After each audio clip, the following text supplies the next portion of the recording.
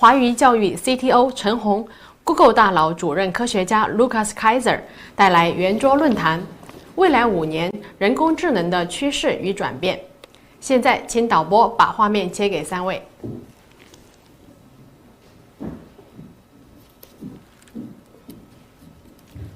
Hello, a warm welcome to everyone. I am Yijia Zhang, founder and CEO of Jazzyear. I am honored and delighted to be hosting today's forum.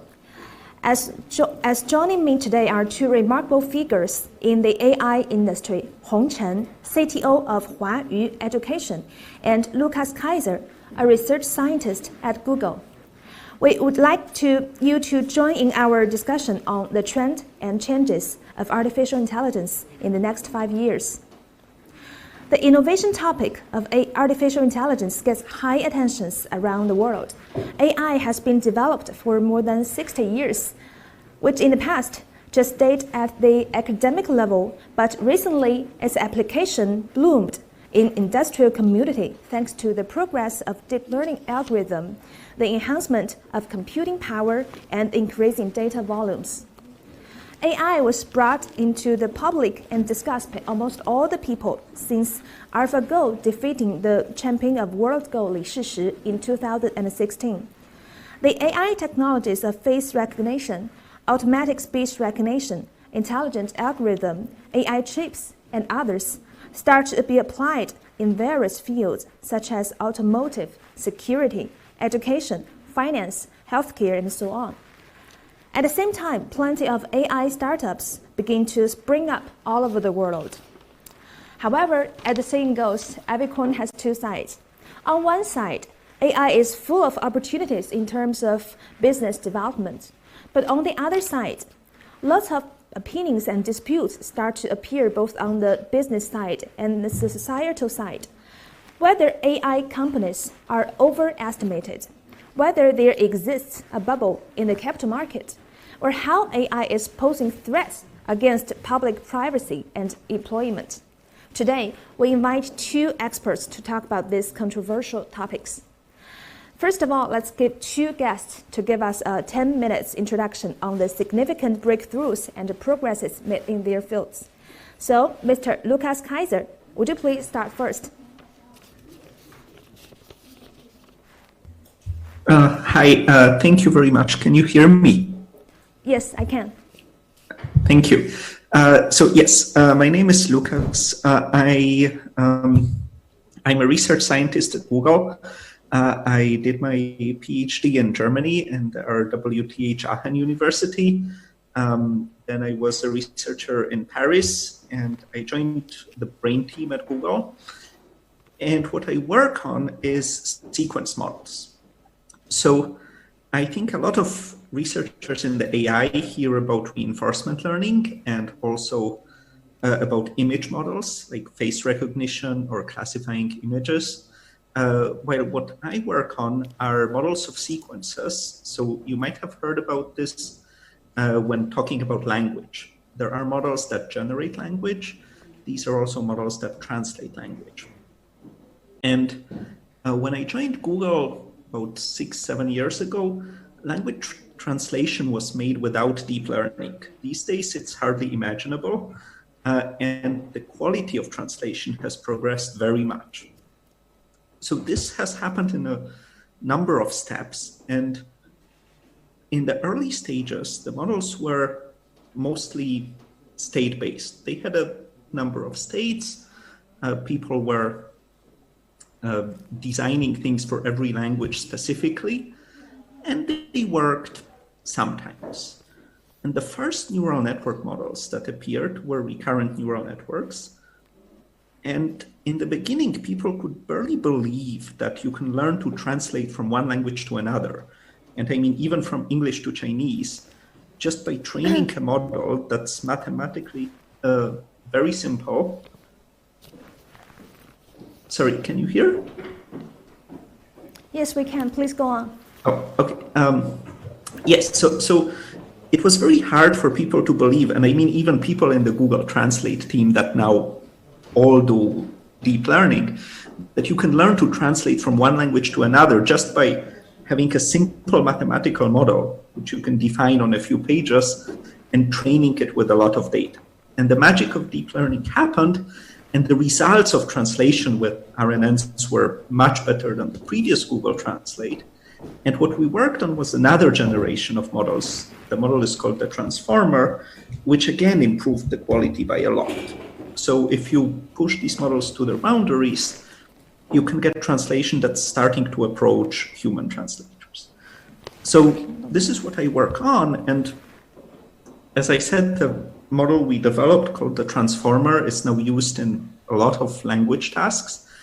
And if you measure translation on the quality that's called BLUE, and it's just one way to measure it, but it's very popular, then it gets to numbers that are starting to match what humans are. And it, of course, it will not translate poetry for you, but it's getting to be very good. And it made people believe that AI can really do things that a few years ago were considered beyond what computers can do. So the way I think about these models and going forward from transformers is how much of a sequence they can handle. So the RNNs can handle sequences of about 100 words. So maybe one sentence, something of this order. A transformer can handle sequences that are much longer. They're about 10,000 words. So it can generate whole paragraphs. And even The Economist, in its New Year edition last year, it's a famous magazine in America, it had an interview with the transformer where the model was generating the answers. So what I work on is to go even beyond that, to make models that can handle 1 million words. So maybe can write a book, or maybe they can be used for robotics to make AI that's really more meaningful. And that's one side of my work. So the use cases for models of this kind, as I said, it's text generation, translation. It's also used for speech recognition, but it can be used for fun. Like you can generate music from this model. And it can also be used to generate images and videos. And it has very nice results. So this is one side of this work, meaning what can these models do? Can we make them do amazing things that were not possible before? But it's also important, and especially important in the business setting, to be able to put this into production. And sometimes these models are so complicated that it's very hard, even at Google, to bring them to users, to use cases. So the other side of my work is to design frameworks so that we can allow users to use these models well, to have easy access to them. So what I currently work on, as I said, there is the reformer model, and it can handle sequences that are very long, even like 1 million words. So you can process the whole book and generate the next chapter of the story. But the other side of the work is software, and I'm especially working on software that's very clear and understandable so that we can allow many people to use AI as efficiently as possible. And this goes into the question of education and training people to use AI, because I think that's a big obstacle still in using deep learning, that so many people don't know where to start and how to use it. And it's a very important thing that maybe Chen will say more about as well, to help people get trained. So that's so much on my side. Okay, thank you. Simply marvelous. And now let's listen to Chen's field. Please start your speech, Mr. Chen. Mr. Chen? Okay, can you hear me? Yeah, I can. We can. Okay, great. So you have my slides deck? Yeah. Okay, great. So yeah, it's my honor to be here. Before I get started to answer the questions about AI in the education industry, I want to just spend several minutes to talk about the company, because not many people are familiar about this company. So this company actually is started almost 20 years ago. So we are firstly in the gaming industry, and now we are both gaming and education. So the first picture you can see is our headquarters building, which is modeled by the Enterprise Starship, which is the only one authorized by the CBS in the world. So our headquarters is actually in Fuzhou, Fujian province. And can you move to the next page?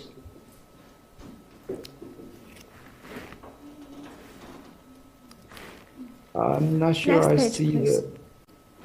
the slide deck.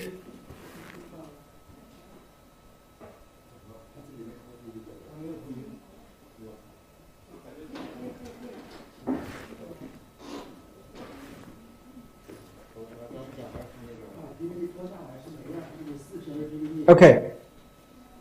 So we are a Chinese company, headquartered in China, but at the same time we are a global company.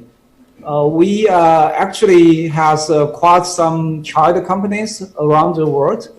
The famous one is Edmodo. The headquarters is in the Bay Area, and we have more than 100 million students and teachers on this platform, which is the world's largest K-12 learning community.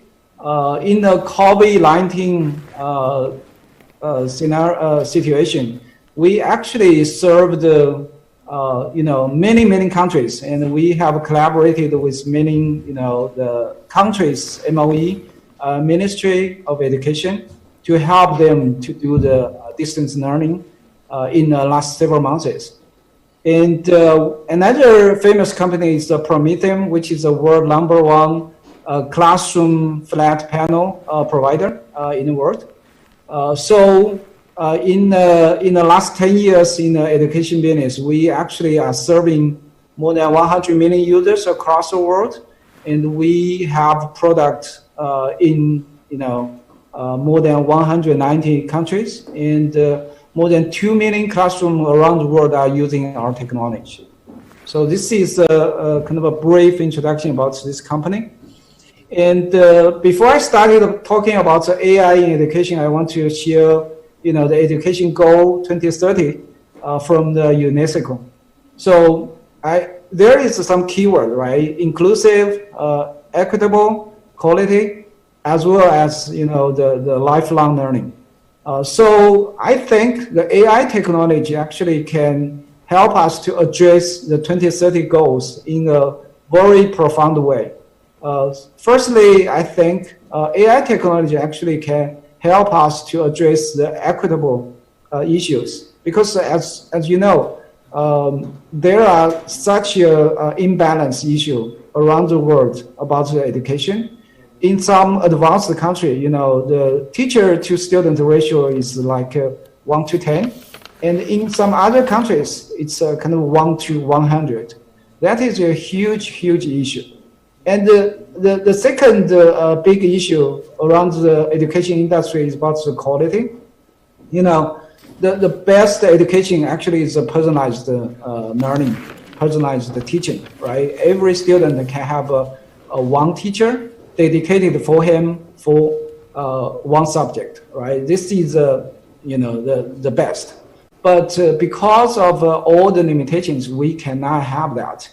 But I think the AI technology actually can do a lot to help address those equitable and the quality issues.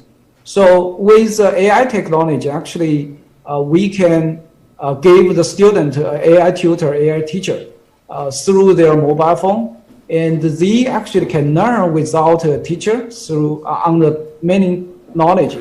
And from teacher perspective, actually, we can use all kinds of AI technology to help the teacher to do a better job.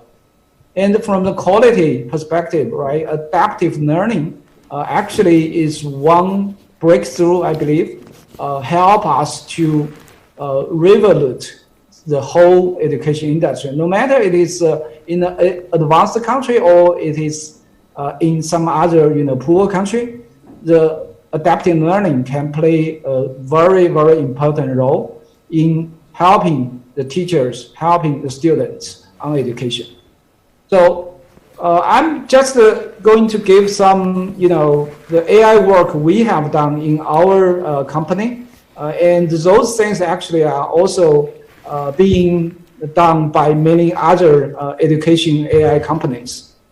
So I think nowadays people actually are familiar with the all kinds of online, mobile language learning applications. Nowadays, some people even said the best English teacher is AI teacher. So we have a leading company, speech recognition, speech analytics company, which is Jazzyear. It provides very advanced teaching methodology to the students. As of today, it is serving more than 100,000 students to help them to learn the English in a better way. And we are also working with many other countries, MOE, to help them to build the Chinese language learning AI teachers.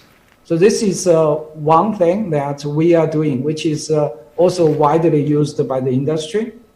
The second one, as I mentioned, the Edmodo actually has 100 million users, but we have also kind of accumulatively, in the last 10 years, we have accumulatively connected close to 1 billion education content, all kinds of education content. And how we can help the teacher more effectively, we actually using the resource recommendation engine to help the teacher and the student to get the most useful resources for them. And this actually is very, very helpful. And third one, as I mentioned, is adaptive learning.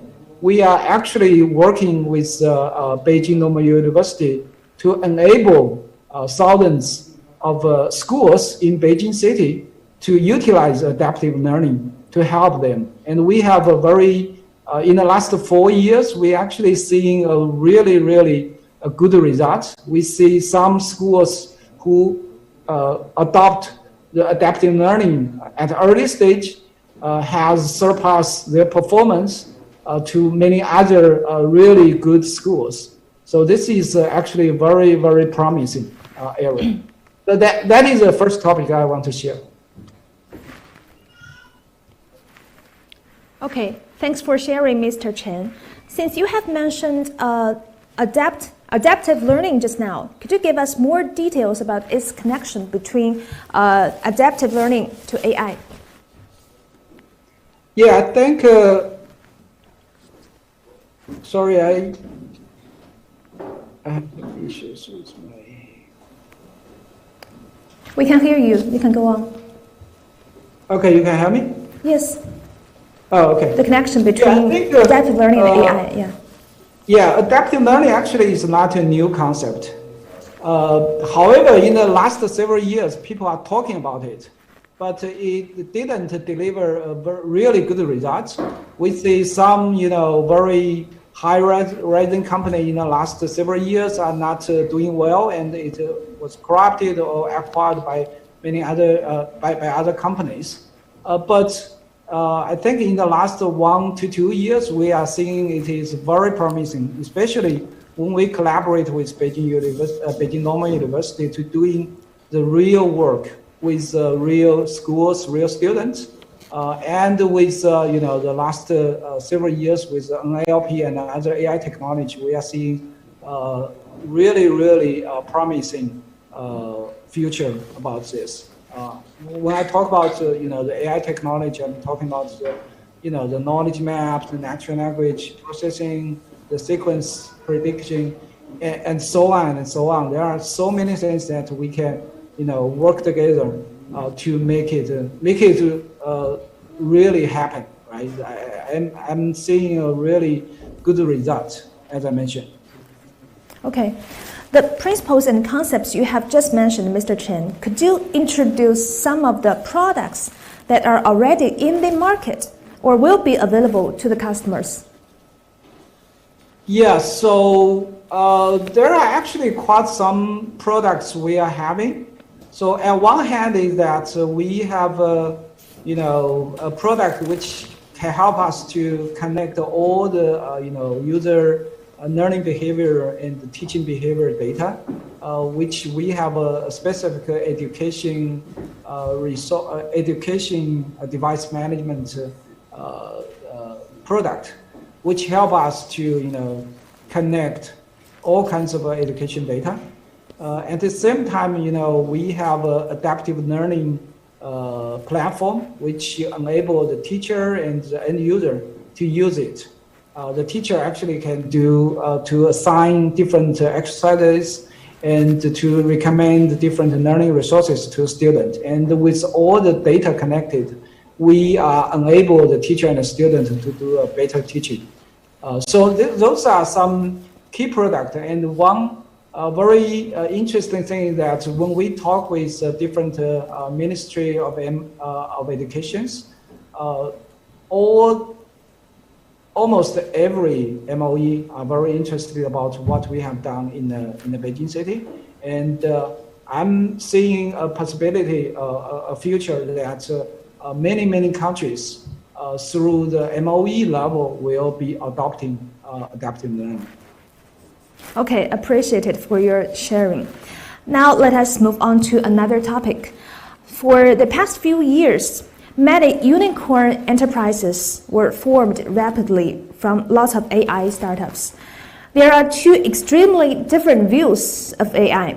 Some people think that AI is the biggest dividend and the growth point in the future business, while other people think that the development of AI did not reach the expectation in recent years, which results in an amount of bubble in AI industry. What do you guys think? Maybe Lukasz, you can answer first.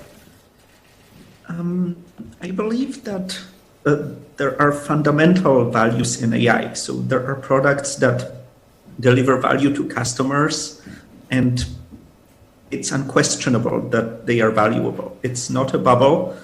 It is something that people were trying to do for many years, like translating from one language to another. It was a problem for hundreds of years.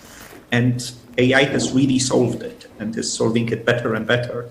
And the same in education, as Chen will surely point out. And in image analysis, and there are, for the next years, there are many more technologies like that. There are self-driving cars, there is work in medicine, there are many fields that really need AI to get better. And of course, there has been a little bit of a bubble, and especially now with the virus, some companies will probably fail, but I think that there are many more that will flourish and deliver really great value. Okay. What's your opinion, Mr. Chen? Yeah, I actually agree, Lukasz. I think AI actually is, developing itself, especially in the academic areas. We are seeing many exciting, research coming, right? And at the same time, there is a gap between, the expectations and the reality. I think the expectation actually is meaning from, the people who may not know AI well. So especially after the AlphaGo, right? Many people has a very high expectations on AI. They think that AI can replace people, right? They will, they will kill a lot of industry even, right? Think about AI can do anything.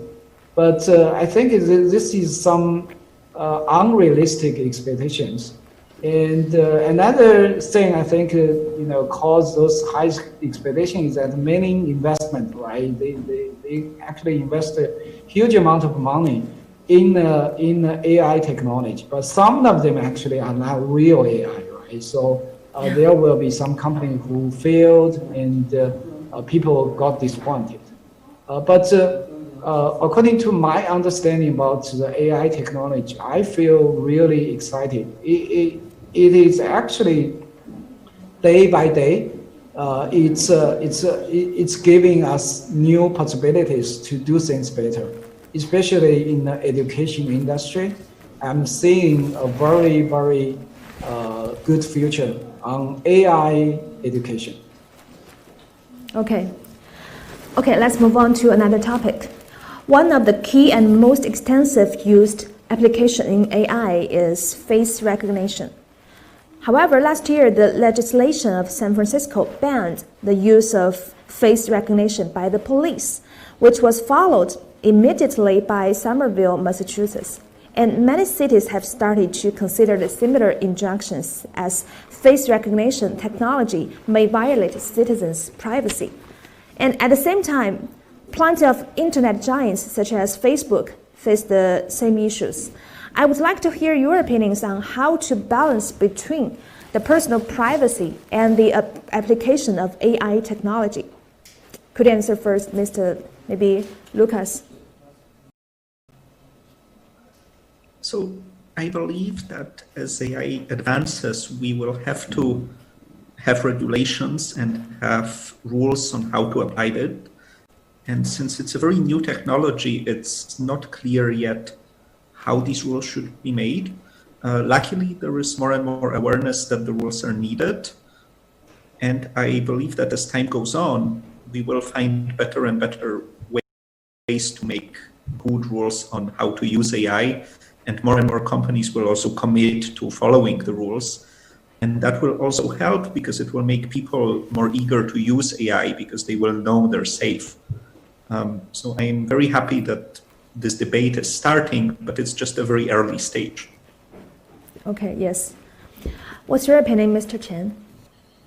Yeah, I think, when we talk about privacy or we talk about the technology, right? I think it's actually, the viewpoint is varies from person to person, from scenario to scenario, right? So if you see the technology development history, right? I think there is always kind of a debate about privacy and technology, especially in the internet state and age, education right? industry. Yeah. So you can help me, right? Yes. Okay, good. So I think one thing we actually can, I actually agree with Lukasz. This is the early stage, but I actually can refer to GDPR, some concept in the GDPR, right? One concept, one rule, where that only users who use this data that is necessary, right? Just those information, like the face information, right? And another thing is that I think the user should have the right to understand, how my data was used, and what area, what purpose my data is used. And the third thing is that the user, the data or the privacy, the owner, right, has the right to stop, sharing its privacy data, right? It has a right to stop doing that. So I think those are some, simple rule, simple concept we should follow in the AI area. But at the same time, I think it's still, as I mentioned, to get certain services, you have to give up some privacy. One extreme example is that when you go to see a doctor, right, you need to give all kinds of information, right, which may be recognized as privacy. But when you want to get the doctor service, you need to give those data, right? So I think this is just analog, right, about this. So I think I agree with Lukasz. It's still early, but it's very important. Another point I want to share is that to some extent, right, the technology actually can help protect the privacy. So in the recent COVID-19, right, because of the impact, many schools, many students are actually online, right? And in the US and in some Europe country, there is regulations that restrict the student to, expose their face online, right? But at the same time, when the teacher want to teach the student, they want to see the student. They want to, get the emotion, right? They want to see, all kinds of the face information. So one technology actually we can use we can use the 3D and AI technology to give the student an avatar, right? It will not expose their face information, but it will just expose their, the emotion information, right? I think from that perspective, the technology actually help to protect the privacy of the students.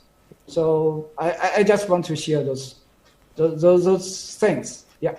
Okay. Okay, thank you for sharing. Next question. It is a question always been discussed by ordinary people. Many people worry about that their jobs will be replaced by AI. And what do you think? Maybe Lukasz? So I don't think this is a big worry at this point. I believe that it's still quite some way until AI will affect a lot of people. It will affect some people, definitely. But for now, it's augmenting most of the jobs. And I believe that the virus may be a much bigger threat to jobs than AI will be in the next 5 years. At some point, maybe, but for the near future, I would not worry about this very much. I think it will make jobs better, hopefully. But to replace them, I think we're not there yet. Okay. What's your opinion, Mr. Chen? Yeah, I think we should not be too worried, at least in the coming several years, maybe 5 to 10 years. But in the long run, I believe there will be jobs that will be replaced by the AI.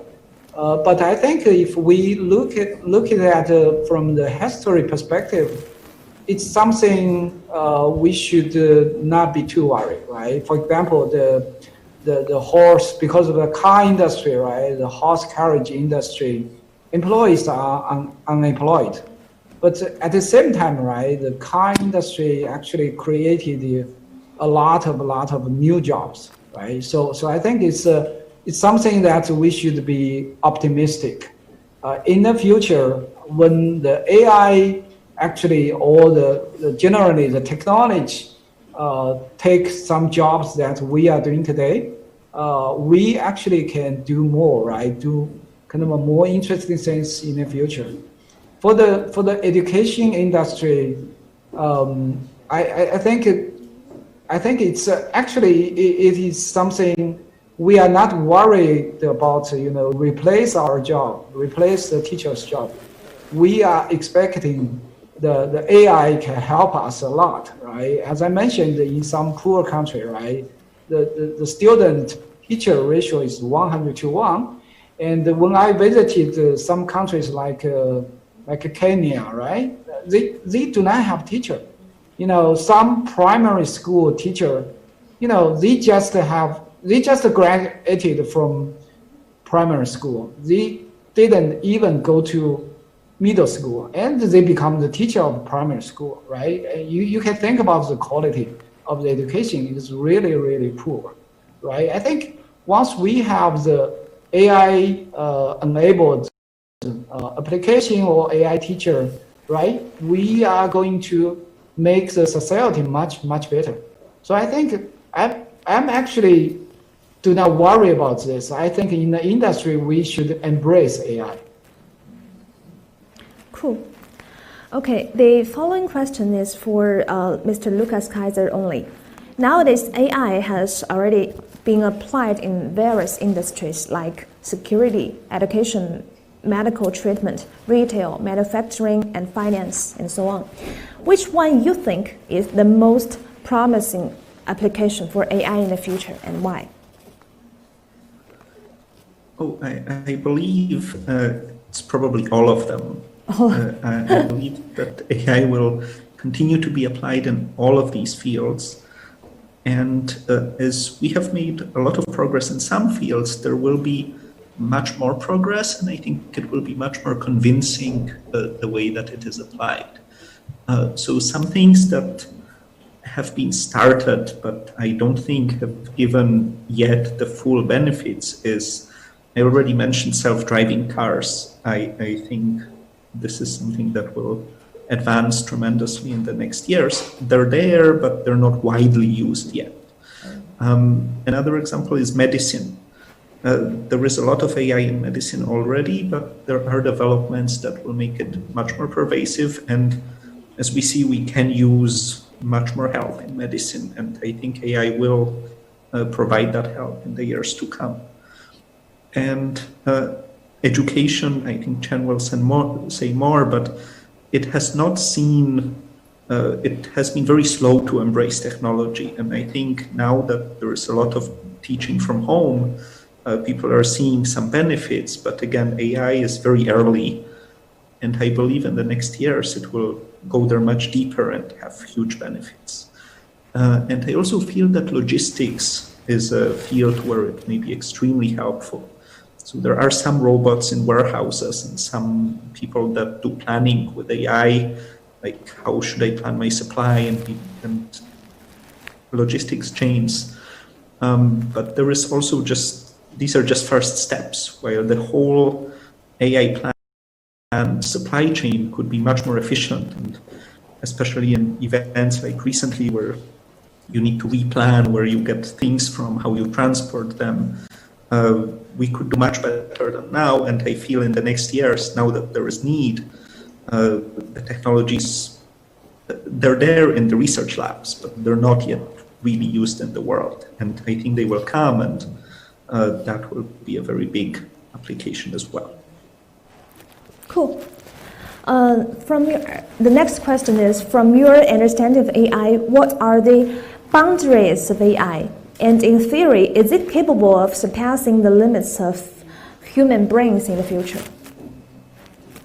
Maybe Mr. Chen, I want to hear your opinion first. Yeah, I think Lukasz may have more words to say, but from what I learned, artificial intelligence system based on Turing machine model has theoretic boundaries and cannot reach the upper bound of the human brain. This is one, viewpoint. But I think, from my perspective, we should not worry or too concerned about this question to the human brain and the AI technology. From my perspective, I think we should care about how the AI can help us, can help the society to be a better. Technically, AI is good at something, and the human brain is good at something, right? In a very long time in the future, right?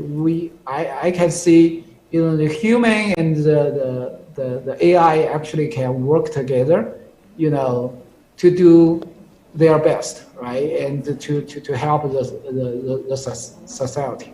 So this is my viewpoint. Okay, what's your opinion, Mr. Lukasz? So I believe the theory of both AI and the brain is not developed enough to give any firm answers at this point. But the way I think at least people think to have a rule of thumb is our current deep learning methods, they can usually learn things that humans are able to do instinctively. So say within a second or two.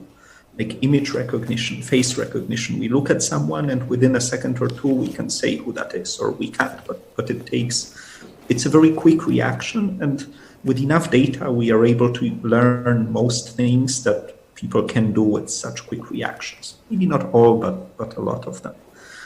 And I think with the research that we're doing recently, we are prolonging this. So maybe now we can slowly learn things that take people a dozen of seconds. So we can not just say one sentence, but say a few sentences or a paragraph, or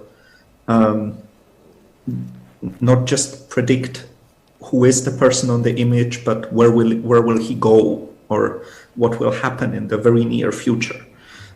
So I think the capability of AI is expanding, but it's still on the very short horizon. And the other way people think about it is the human brain has about 100 trillion synapses, and it's very imprecise to say how many are used and how this compares to AI, but our biggest models that we train are maybe 100 billion parameters, and that's the absolute biggest. So it's still 1,000 times smaller. So there is, it's hard to say exactly, but there is still a gap that will take time. And maybe in time it will narrow down. Maybe in time we'll learn that there are more fundamental differences between the brain and AI. The research will still take place in the years to come. But again, we can make use of deep learning right now for many problems that we have. And that's the best thing to focus on. Okay, next question. I want to hear your thoughts on this question. As ordinary people, how should we prepare for the upcoming AI revolution? Okay.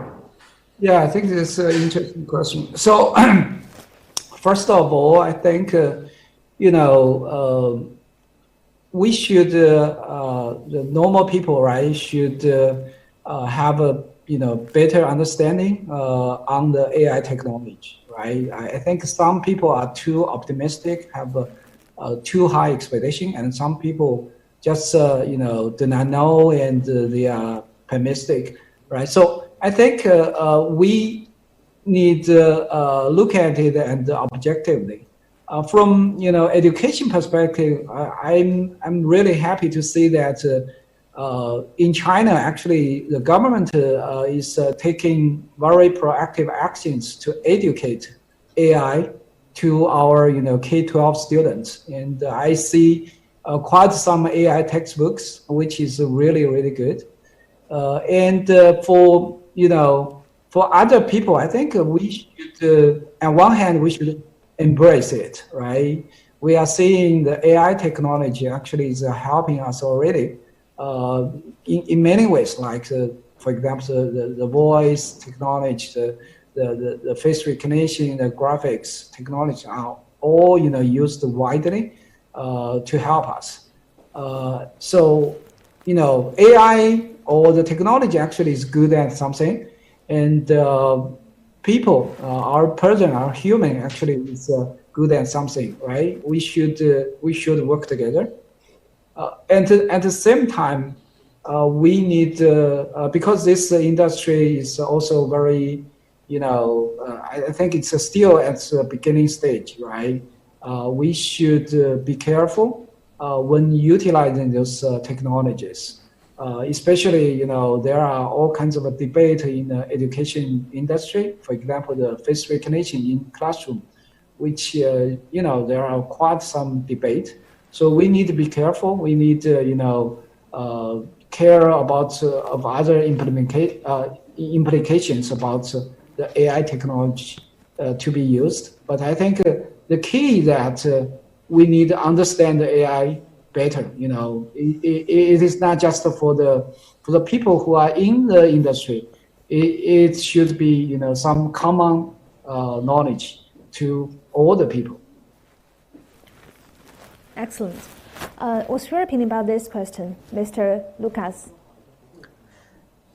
I agree very much. So I believe the best thing is to teach and learn about AI, especially deep learning. It has developed recently very rapidly, and I feel like there is not enough education and there is not enough resources where people can trust that they will be there in a year or two, because everything is moving.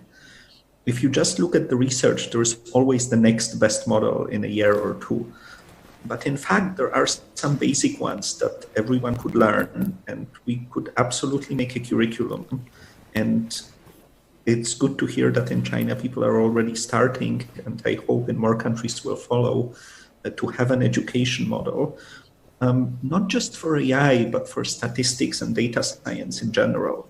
Understanding the basics of statistics is extremely important in life, in case of a virus pandemic, in the case of many situations, and it's also crucial for AI. And for example, when I was at school, it did not teach that, and I think in many countries it still doesn't.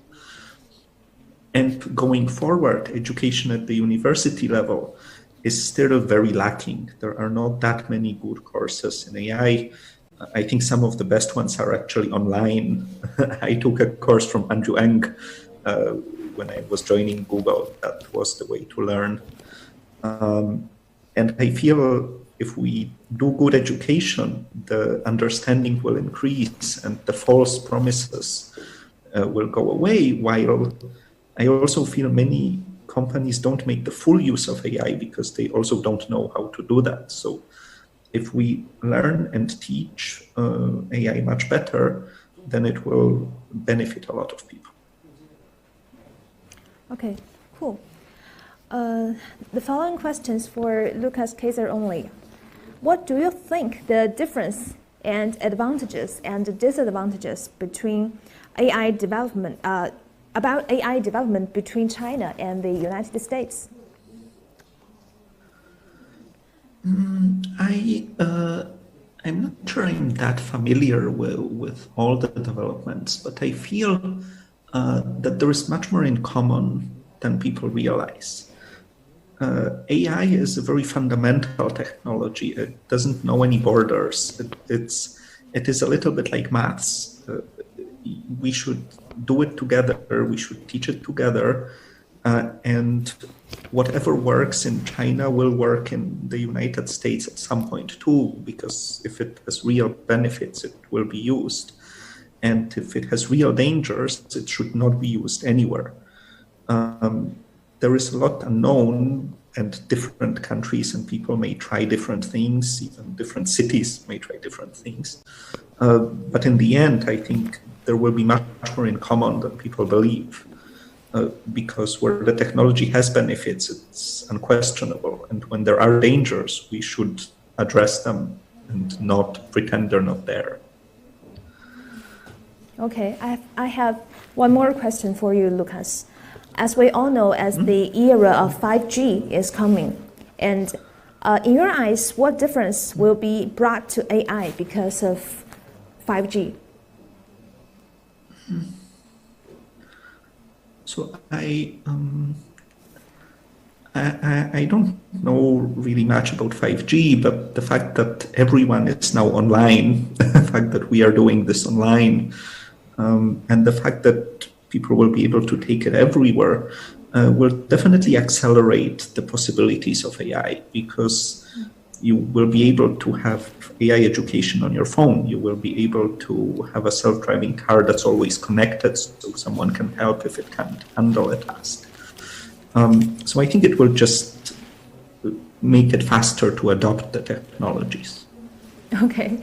Do you have some ideas about this question, Mr. Chen?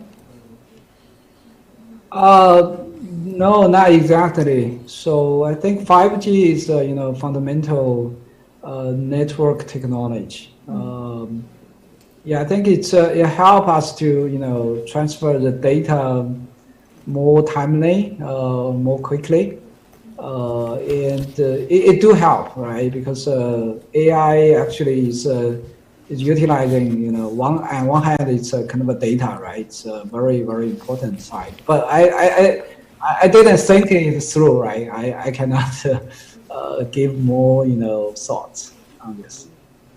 Okay, I want one more question. When we talk about AI, do you have some opinion that are so different with so many people in that you meet? The most different idea in your mind between you and your friends or your family?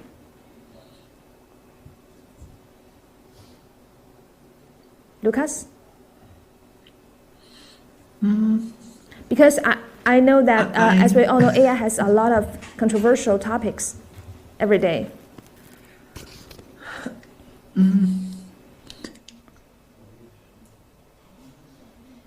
I guess I don't think there are so many differing opinions on the general topics. I think many people still underestimate the potential of AI.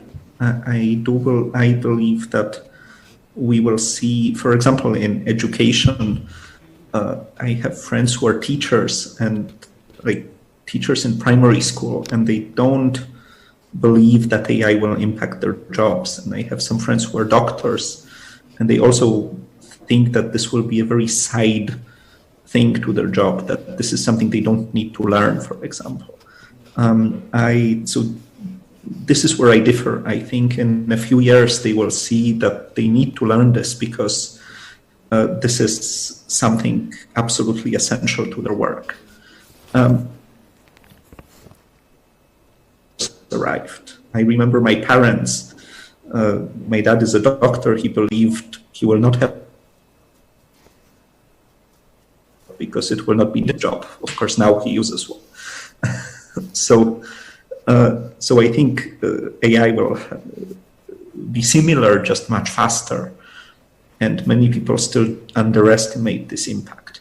But this doesn't mean it can do everything. This doesn't mean we will have human-level AI in a few years. It will help people do their jobs better, and this will be important, but we need to take this with time and learn a lot about this. Cool. What's your opinion, Mr. Chen? Yeah, I think I agree with Lukasz. I think many people actually do not really understand what is AI and how it will impact our life, our work, and our education, right? So, as Lukasz mentioned, he mentioned his friend as a teacher who, may not know much about AI and do not believe, AI will have a big impact. But actually, in our company, we have a AI teacher product, which is not product yet, but we have done quite some tests with the real student and the real teachers. Actually, we are seeing it is coming, right? The AI teacher actually can replace a lot of what the teacher is doing today, which is a knowledge transfer, which is just teach how to calculate something, how to do something, right? Those parts actually, AI to some extent can do better job than the teachers. For example, the English learning, right? Not every English teacher can pronounce really well, but the AI technology actually can do this job really well. But I don't think this is something bad, right? Once you can ask the AI to help you to do the knowledge transfer, the teacher actually can add more value to the students. They can take care of the students' emotions. They can spend more time to think about the motivations. They can do more human what human can do, right? So kind of the motivations, the how to improve their learning methods, how to best utilize their their strengths, the students' strengths, right?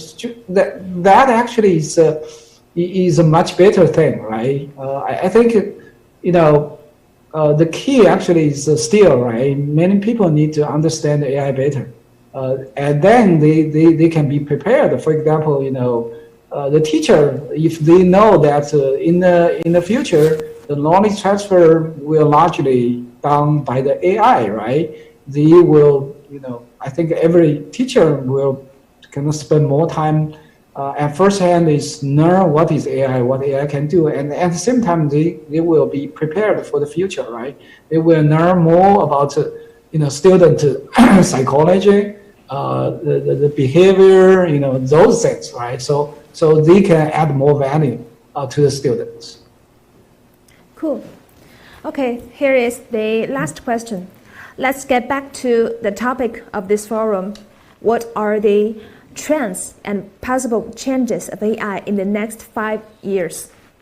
Each of you has 3 minutes, okay, to make a conclusion. Lukasz, you first. Thank you. Yes, so as a researcher, what I see is we are building models that can handle longer and longer pieces of data. As I already mentioned, we go beyond the context of one image or just doing things that people can do in 1 second. And we go to models that can take larger contexts of data, like a video instead of just one image, or a whole book instead of just one sentence, and produce data from this and interpret this. And these models are starting to work in research labs. On the slides before, I mentioned Reformer is a model we made, and there are many others that are starting to handle this large data contexts, multimodal data. And I think in the next years, this will go out from research labs and have impact in the real world, where we will build systems that can take all of the information about a medical patient and start giving more meaningful predictions, help doctors, help educators, help in logistics. So I believe this larger context that flows into deep learning models will be a very important part of the development. And the other side is I hope and believe that the frameworks for deep learning and the code and the courses we have online will improve, because currently doing deep learning really well is quite difficult. You need to learn about software, about hardware. There is a number of frameworks that are changing. So it's really hard to find resources to do deep learning well. And we and others are working on making this better.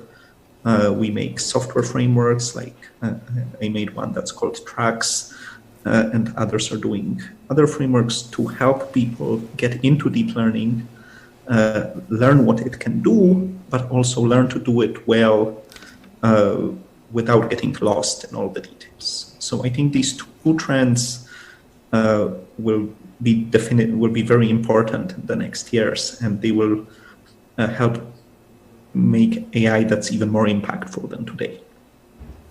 Okay, thanks for your answer. Mr. Chen, you have 3 minutes too.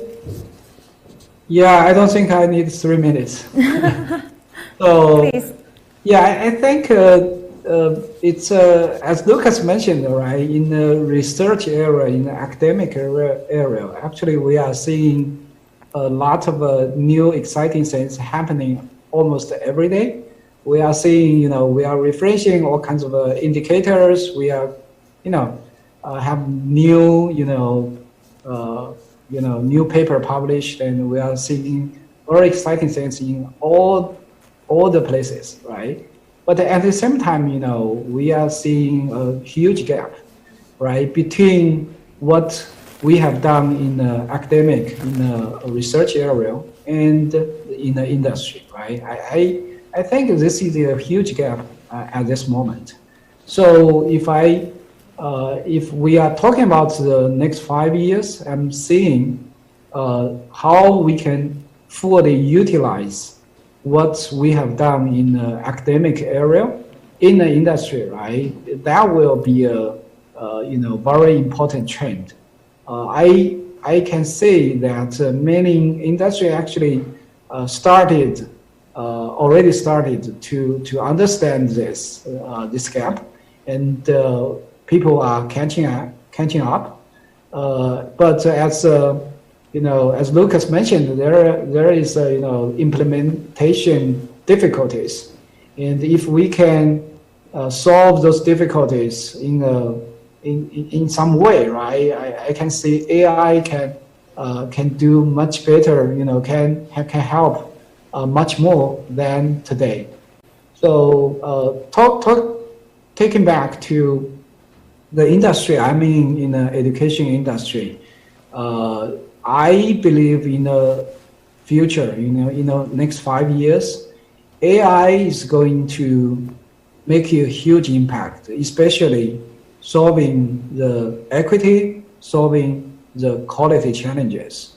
I think, you know, when I visited those poor countries, I don't think any other way can help the education to, you know, from any way. You know, if you want to train a teacher, it takes many years, right? If you want to, you know, build a new education system, you need a lot of good teachers.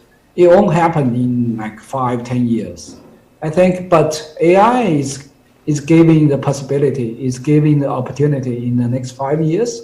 It will help the world to be much better place through the AI technology used in education. Yep. Cool. Make the world a better place. Thank you for your participation. Thank you, Mr. Chen and Mr. Lukasz. I'm sure your answers today lead our audience to a better understanding of the future of AI. And now, let us give time to the next session. Thank you all. Thank you. Bye bye. Thank you. 好的，非常感谢三位的精彩对话，也感谢一甲的主持。